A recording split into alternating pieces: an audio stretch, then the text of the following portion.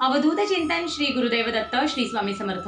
13 मार्च गुरुवारी होळी पौर्णिमा आहे। होळी पौर्णिमेनिमित्त आपल्या घरातल्या अलक्ष्मीचा नाश होऊन लक्ष्मी आपल्या घरामध्ये प्रवेश करावी यासाठी काय करता येईल, तर घरातल्या ज्याही काही वापरात नसलेल्या वस्तू, भंगार वस्तू, ज्याही काही बंद पडलेल्या वस्तू असतील त्या होळी पौर्णिमेच्या आधी घरातून बाहेर काढा।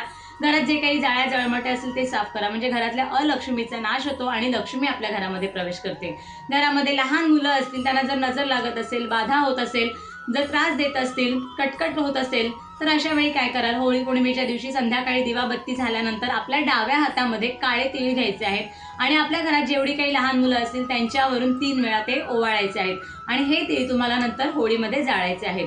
घरामध्ये कर्जाचा डोंगर होत असेल, कर्ज फिटत नसेल, पैसा टिकत नसेल, अशा वेळी काय कराल, होळी पौर्णिमेच्या दिवशी संध्याकाळी दिवाबत्ती झाल्यानंतर आपल्याला देवघरासमोर देवासमोर बसायचं आहे, एक नारळ घ्यायचा आहे, शेंडीकडचा भाग आपल्याकडे करायचा आहे, नारळावरती आपला उजवा हात ठेवायचा आहे आणि 1 वेळा किंवा 21 वेळा नृसिंह ऋणमोचन स्तोत्राचं पठण करायचं आहे। 21 वेळा केलं तर अतिशय उत्तम आणि मग हा नारळ जो आहे तो तुम्हाला होळीमध्ये जाळायचा आहे। नृसिंह ऋणमोचन स्तोत्र कोणतं आहे मी तुम्हाला कमेंट बॉक्समध्ये नक्की देते। छोटे छोटे उपाय आहेत, आवर्जून करून बघा, काही ना काहीतरी तुमच्या आयुष्यात नक्कीच पॉझिटिव्ह बदल घडायला मदत होईल। स्वामी महाराज तुमच्या मनातल्या सगळ्या चांगल्या इच्छा पूर्ण करू दे। धन्यवाद। श्री स्वामी समर्थ।